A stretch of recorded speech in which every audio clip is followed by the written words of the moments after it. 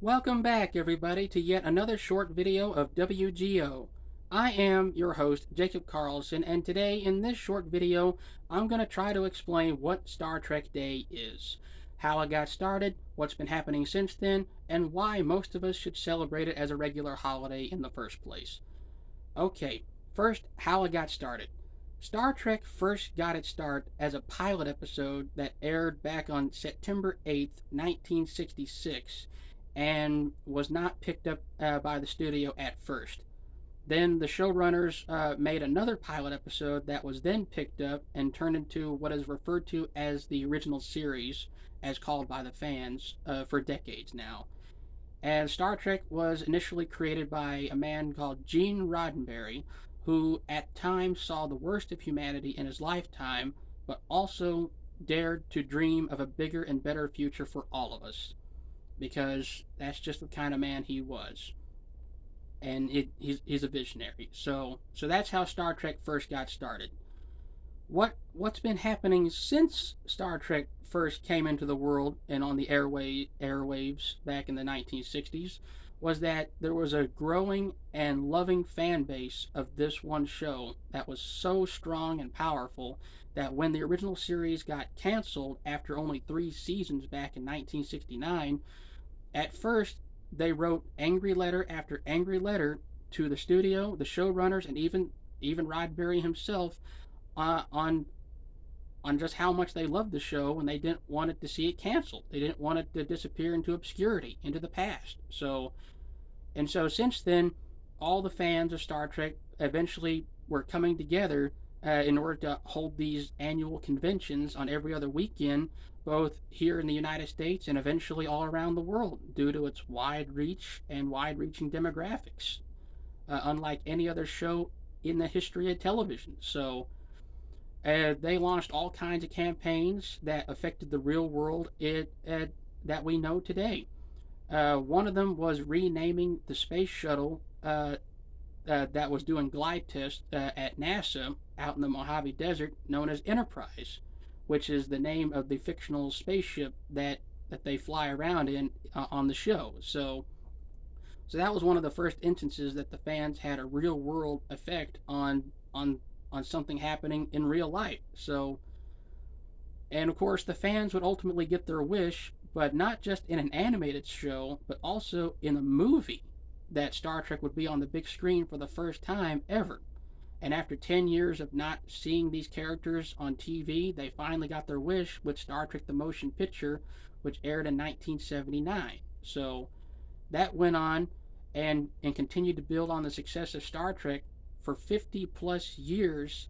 Uh, there would be 11 TV shows, 3 of which are animated for children and teenagers, but also 13 major motion pictures or movies, all with the name Star Trek on them.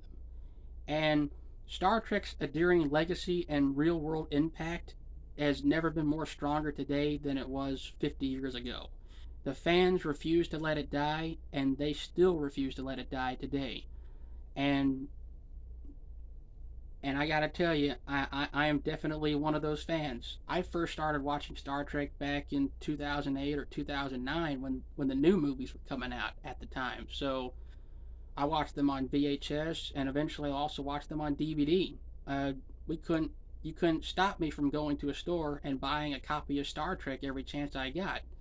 And and I would watch them for hours and hours and hours because I love that view of the future. I love the hope and optimism it gives and brings, and of course of the real world impact. Uh, Renaming the NASA space shuttle Enterprise was one of the instances.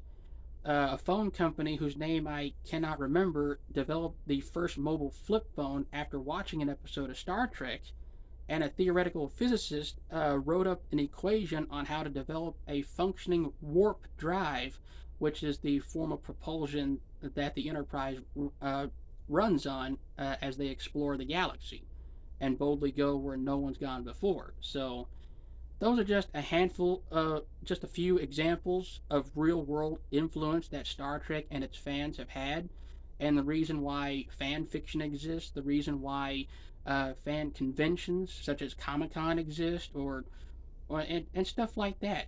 And also, the reason that Star Trek Day is celebrated on September 8th is because, as I said, that's when the first pilot episode for the entire franchise first appeared on TV to begin with. So every September 8th from here on out, I would like to celebrate Star Trek Day in a more celebratory manner, like we treat every other holiday out there.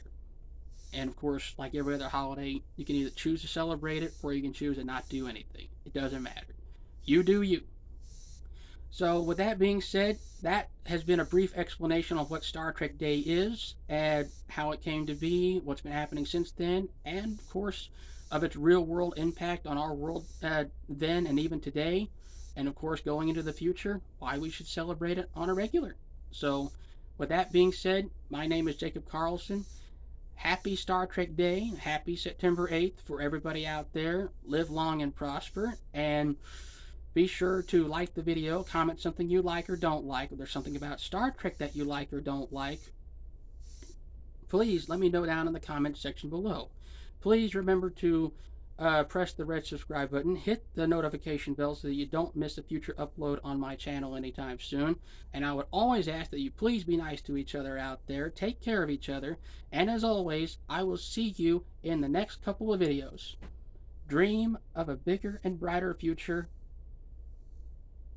and I'll see you next time. Bye-bye.